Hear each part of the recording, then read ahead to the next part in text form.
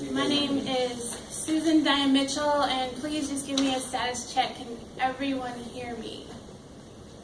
Hear me? Good. This is an amazing experience to me for so many reasons. I'm just going to briefly tell you about myself and how I came to be in this space and this place right here in 2016 in Birmingham, Alabama.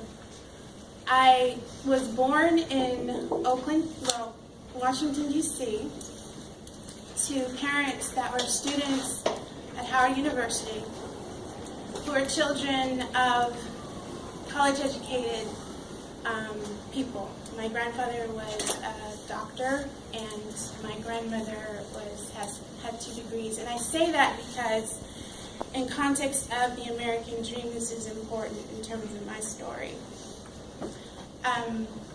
My parents divorced at an early age, and I moved to Oakland, California, where I was raised in the Bay Area until I was 18.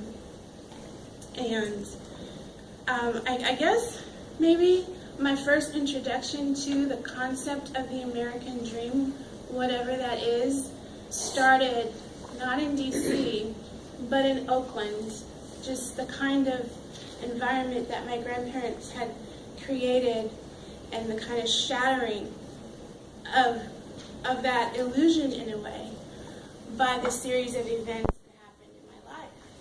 Starting with having a brilliant 1st, 2nd, and 3rd grade teacher, Mrs. Terry Brock, who took me to a book when I was 7 about Harriet Tubman and the Underground Railroad. And that's when I realized that not so much that I was black, but that I was a descendant of enslaved people.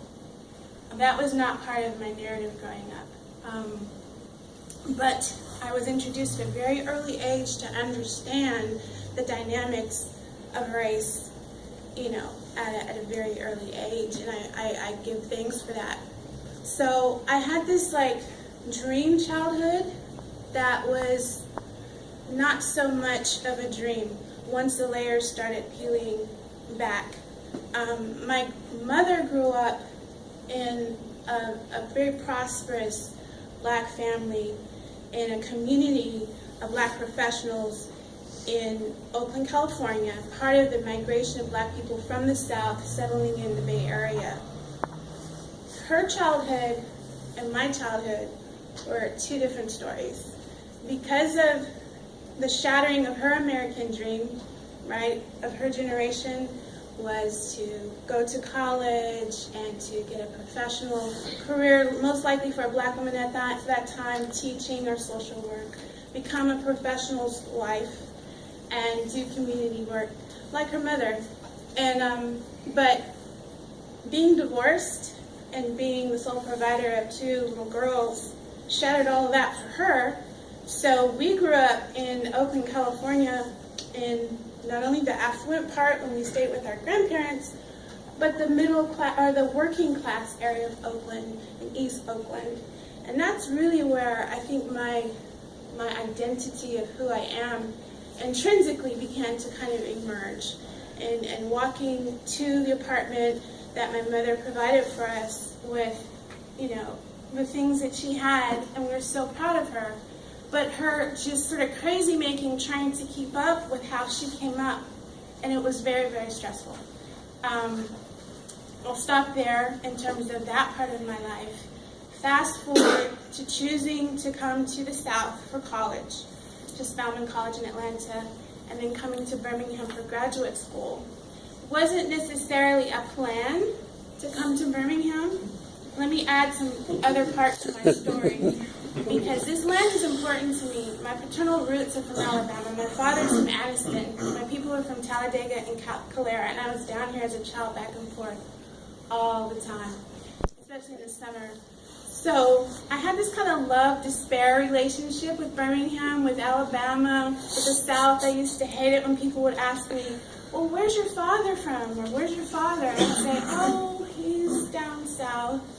I was just embarrassed because of my conditioning to look at the South as backwards as a place of pain and terror for Black people, as a place of enslavement and oppression and just bad news. And so I was ashamed of something that I didn't really even understand. But I deliberately came south as I grew up. And I stayed here as I had my family. And I have many things, but I'm very proud to say I'm a mother of 9 children who are all born right here in Birmingham. So my blood is in this land, literally. And my children have all come through Birmingham City Schools successfully so far. But I have lamented over the fact that they didn't have the kind of education that I did. And now I see that the kind of education I had was actually very unusual for the time. We were really steeped in ecology. We were really steeped in economy. And now I think my teachers were socialists. Because we did this kind of thing called mini society, and everyone's thriving and everyone's creating, but I didn't know what that was. So I am many things. The American dream for me is, you know, I can be real political, but it's pretty much a fallacy. If it's based on the idea of you can pull your boots, you can work hard and get your house and have a successful life, well, yeah, that may have been true for some people who did a certain thing according to hegemonic standards, which Zach is going to go into a little bit. But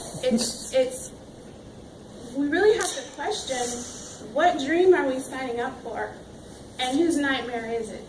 You know? So I'm really concerned about a lot of things that are happening here in Birmingham, in my community. Our organization, Magic City Agriculture Project, works to support urban agriculture, cooperative businesses, and community land trusts as a way to alleviate, solve, cure, if you will, the chronic poverty that exists here. So we can talk about revitalization, and that's wonderful. We all want to live in a better city, but without an infrastructure that creates more equity of wealth distribution, so that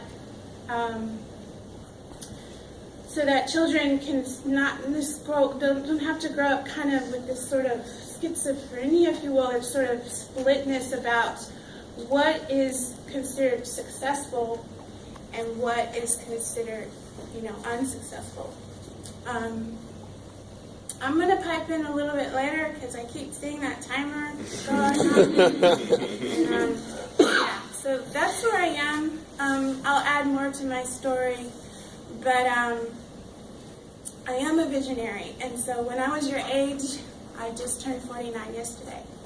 And I would walk through the streets of Birmingham downtown, and I would see the angles of this beautiful city. It's a very interesting city. It's a really kind of weird city, but it's cool, the architectural angles. And I would have these visions of Birmingham just totally transformed. So I know this will happen. It's just, how are we going to go about it? And so my work is specifically with community land trust, and I'll speak more about that because I'm at my end.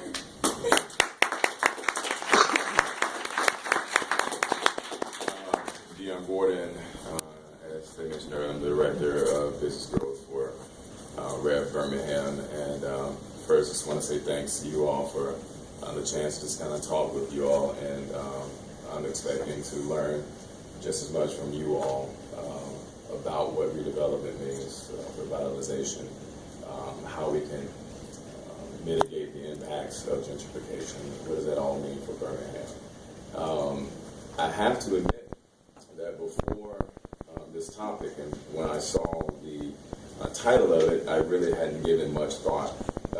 Speak up. I'm sorry. Thank you. I hadn't really given much thought. I get the thumbs up in the back. I hadn't given much thought to the American dream and what that means. But not too long ago, I actually had finished the book Between the World and Me by Ta-Nehisi Coates. And he does a great job of deconstructing that. And I think he used a great word. It's an illusion. And to a lot of folks, it's a nightmare. And so I think it's important for us to kind of look at what the American dream means, because in a lot of ways it's a banner of the white supremacy of that time. And I say that because it was crafted with the exclusion of people of color, black folks in mind. Even if you go back to the person that coined the phrase when it first entered the national lexicon through a book, James T. Adams. And basically he said that the American dream will eventually expand to ethnic Europeans, but not the Negroes. So even then at its founding, it was not for everybody.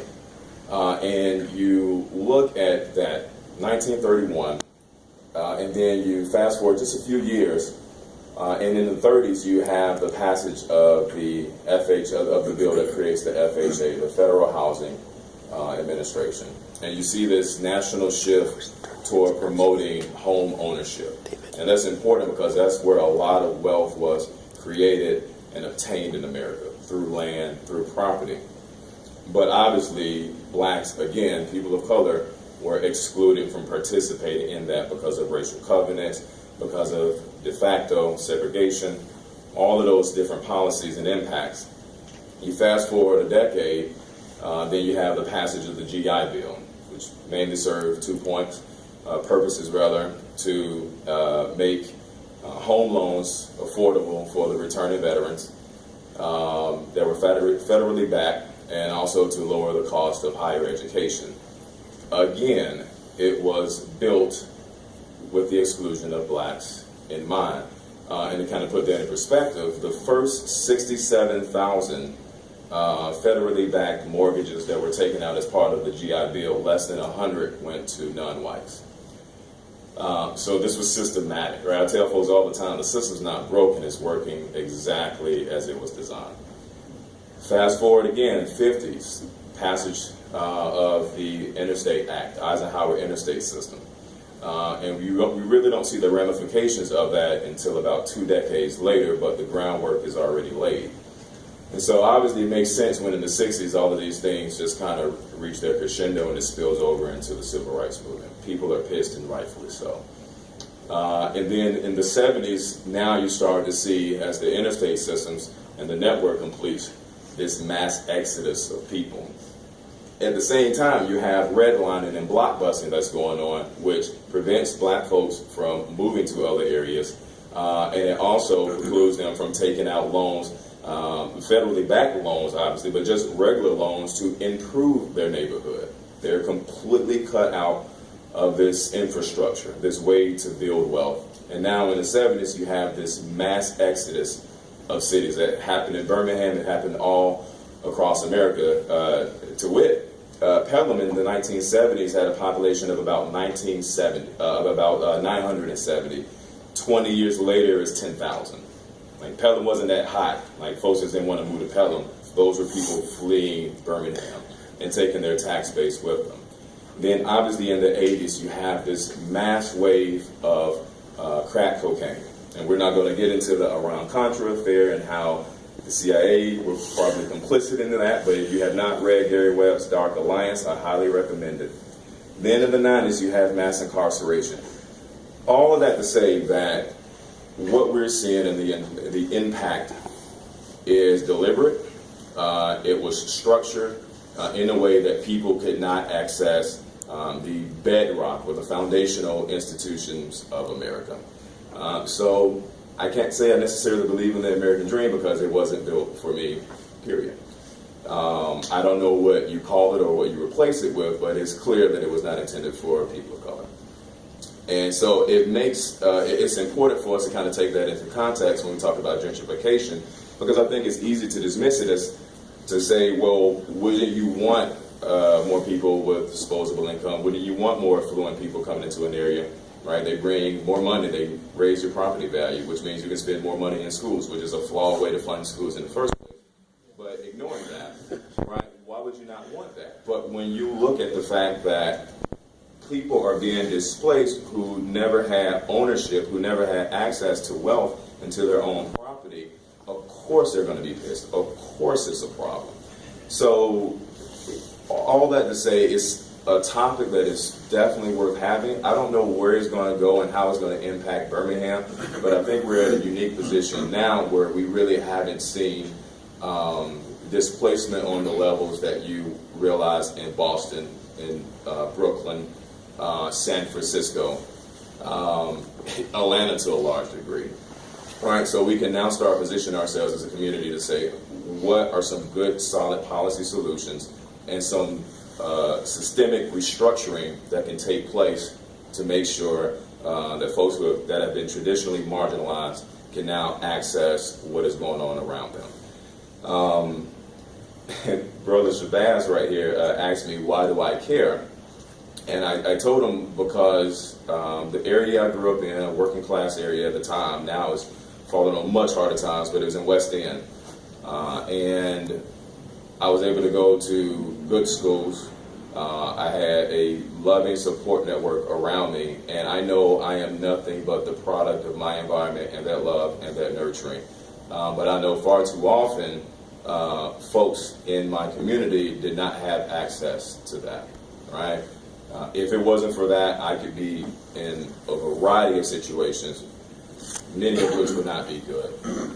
So it's not fair for somebody to be born in a zip code and that permanently determines their station in life, which happens all too often, right? Social mobility is a dead concept right now. So that's why it's personal to me.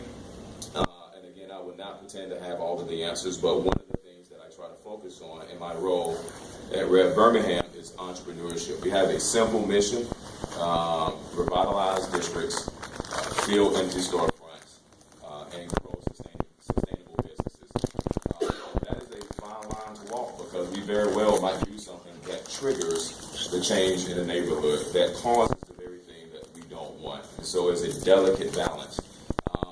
And out of that equation, I focus on the business development aspect, because I believe that is one of many tools that an individual and a community can use to raise their economic position and their station in life. So I try to show folks how they can start their businesses and make sure that they have access to the tools and the relationships, the resources, and especially the capital that will help them realize their dreams. And we have to do it in a lot of creative ways, because obviously access to capital is one of the hardest things for people to get when they're looking to start their business, especially in lower to moderate income communities. So that's my story. That's how the American dream and gentrification kind of impacts me on a personal as well as a professional level.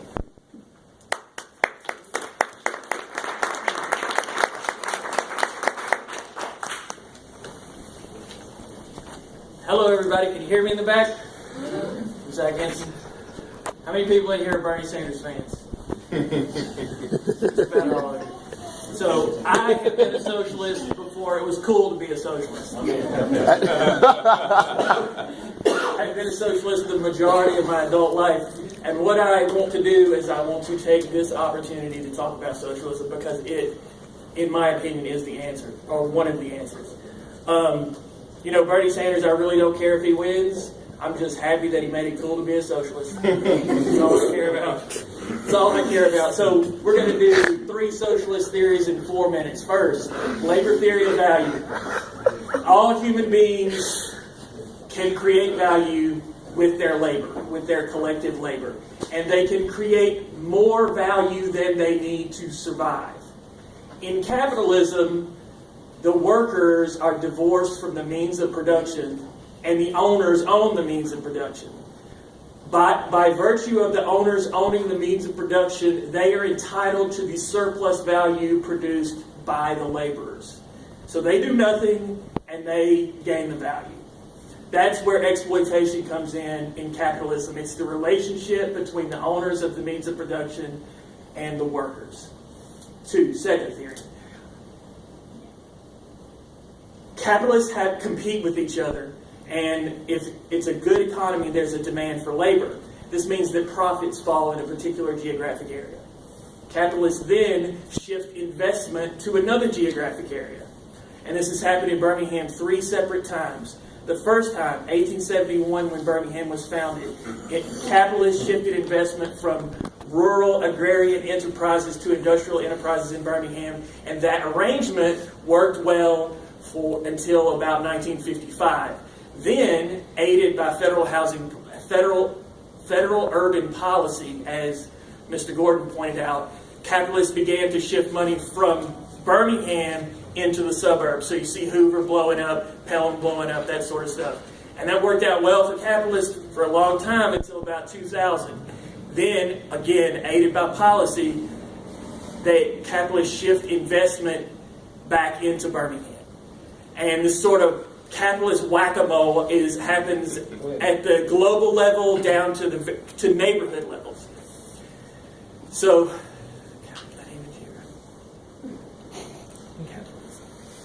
yeah. Oh, have y'all heard of Move 2059? Yes. Move 2059. Okay, that interstate was built there to facilitate getting workers from downtown into the suburbs. That was a spatial fix of capital. They had to find a way to facilitate capital accumulation, so they built this transportation system. That transportation system becomes a barrier 50 years later when they're trying to redevelop downtown. So the capitalism is this constant move of creative destruction. Build something that makes money, tear it down. Build something that makes money, tear it down. And it's a very irrational system. The point of capitalism is accumulation for accumulation's sake. Well, that's irrational. Nobody needs any more than they need to survive. So, third theory. Why do people do it? Why do we do it? Why do we go to work every day? Why do we believe in the American dream? Why do we believe the next raise, the next degree, the next job, the next house, the next car is going to make us happy? Why do we do it? And it's because capitalists invent culture to motivate us to buy into this system. They trick us into buying into the system of our own demise. This is what Antonio Gramsci called cultural hegemony. And it also jumps off what Marx said, which was the ruling ideas of any age are the ideas of the ruling class. So 3 theories in 4 minutes. I got a lot of time left. So, okay, one thing I wanted to say, my favorite author is Hunter S. Thompson. I love that dude. Great Southerner. Just awesome dude. Great Southerner. And he said this thing that was really profound. He said, I'm in a casino at 2 a.m., Fear and Loathing in Las Vegas. I'm in a casino at 2 a.m., and there's this guy, and he's playing cards at 2 a.m., and there's millions of them. But what are all these people doing at 2 a.m. in a casino? And it's because they bought into this idea that the next card is going to be my big break. And they parade Cam Newton and Bill Gates in front of us all the time and say, you can be this person. I don't even want to be that person. So, yeah. Don't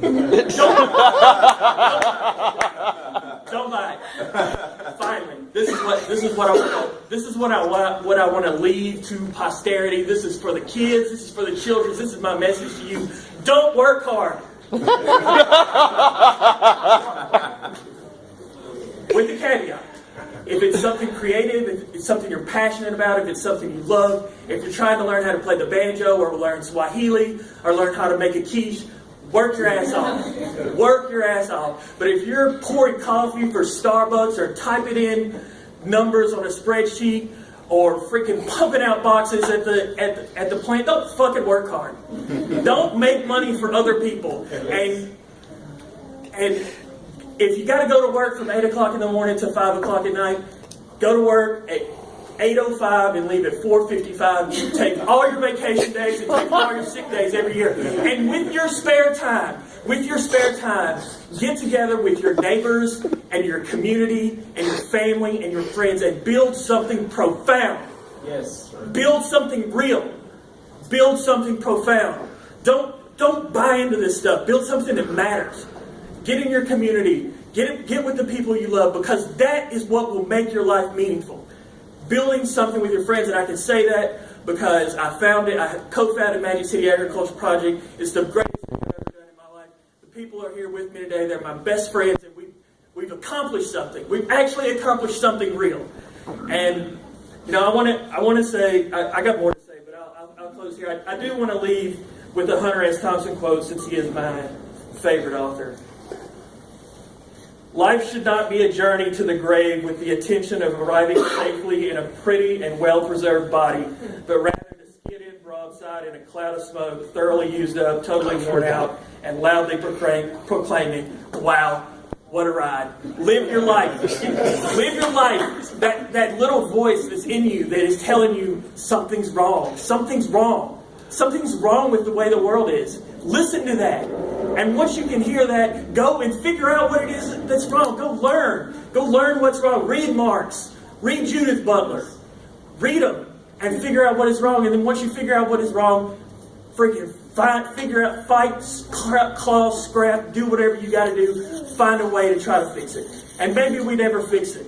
Maybe we don't. Maybe we never fix it. But you know what? By God, I've got to freaking try. A hell of a ride.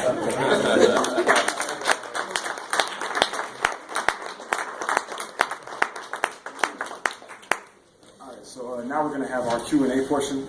So anybody in the audience that has any questions, you'll be able to raise your hand. I'll recognize you first, pretty much first come, first serve. Yeah, so okay, cool. So brother, so before we get, go right.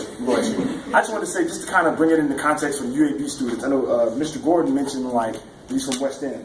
And like just to make revitalization and gentrification real to everybody from UAB, I'm from Birmingham as well. You might not know that Dr. Ray Watts went to West End High School. Graduated in 1972. UAB's fourth president, Dr. J. Claude Bennett, graduated from West End in 1951. When I found that out, just the West End I know, I was like, bruh, please. No. but that's reality. So I mean, I just want you all to know that this isn't just like an abstract topic here. Like those are people. Our current dean of the School of Education, Dr. Volz, graduated from West End, class of 1979. So really, just tune in. Like this is, so. That's good. I go ahead, brother. You're from Brad. How you doing, brother? First, I want to make a couple of comments, and then I'm going to ask a question, man. First comment, dealing with the middle class. Dealing with the American dream. The majority of Americans are poor. That's the fact. We've been told that, we've been preached to middle class. That's the only thing we hear. Nobody talks about the poor. They have sold us on this idea that it's all about this middle class that really don't exist, because the middle class has been redefined, not based on wealth as it once was. It's been redefined based on education. So you have people who are educated who are poor. They're educated with degrees, but they still live in check to check. They have no wealth. So the conversation that we're having and everybody's buying into, but it's all about the middle class, don't even exist, because most of the middle class are actually poor people. So the conversation has to be redefined and redirected back to what really is going on, which is poor people. We're all poor people. Most of us. Most all of us. Second thing, Birmingham right now has what they call a violence reduction initiative, right? This is just like the war in Iraq, right? It's selling you an idea that you're in imminent danger in order to justify us sending in the troops, right? That's exactly what's going on in Birmingham. The policies and practices that he spoke about historically are taking place right now as we speak with the violence reduction initiative. It is a friend. It is a cousin of gentrification. They want gentrification, so in order to be able to bring in gentrification, they have to give those who coming in a sense of security. So they come over here, and Chris Nanny and the Community Foundation gives Mayor Bell $600,000 out of their fund to finance a violence reduction initiative. Now, the violence reduction initiative is basically like hitting on the black community to cause more mass incarceration. Now, we know that through 30 years of incarceration, mass incarceration, most of which took place, a lot of which took place under Bill Clinton, who black folk love for some reason. But most of the mass incarceration issues that we dealt with come under that administration, but it has never worked. Incarceration has never proven to be a deterrent for crime. So the philosophy of sending the police in and lock them up is insane. Right? So for any of us to buy off into that, it makes no sense. As intelligent people, we have to understand that incarceration is not a solution. It's the lack of a solution. What causes crime? Which causes violence? Poverty. Back to square one. We still have to deal with the issue of poverty. And poverty is what affects most people, and the most poverty, you're going to find the most crime, you're going to find the most violence, you're going to find most of all the things that we say that we don't want, but we never deal with the issue of violence. I mean, we never deal with the issue of poverty. Last point. Capital, capital, capital. The brother said it multiple times. Capital means money. Money, money, money. So those who have money, based on those 3 times that it has changed, those who have money literally control everything based on how they determine to move their money, right? So the question is that now that we understand, because we have to understand that we have the discussions, then we have conclusions, then we have to have action. Now what's been taking place for so long, we have a whole bunch of discussions, followed by a whole bunch of discussions, followed by a whole bunch of discussions. No conclusions, never any action, right? So from this, I would hope that we wrap our minds around the information, right? To dialogue and come to some conclusions and put forth a plan of action, right? Because otherwise, we just intellectually romancing ourselves. Most of the people who, as we know, most of the people who we talk about and talking of, we are part of that group. But when we start talking about crime and violence, they're not in this room, right? And they're never going to come in this room, right? Because they know, or they don't have absolutely no belief at all that what goes on in this room is going to change anything. But us as the thinkers and those who are concerned, we have a responsibility to ourselves and to our community to be that liaison and bridge that gap between them and us and bring about real change by bringing them to the equation. And as me and Zach always say, Zach has he has a great mind.